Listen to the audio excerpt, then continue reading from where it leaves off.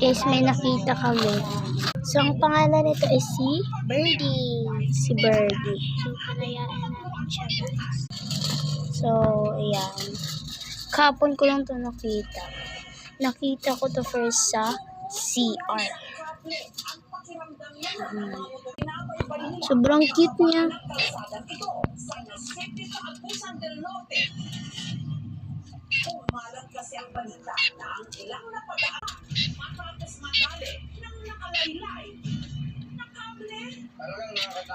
Gusto yung buksan.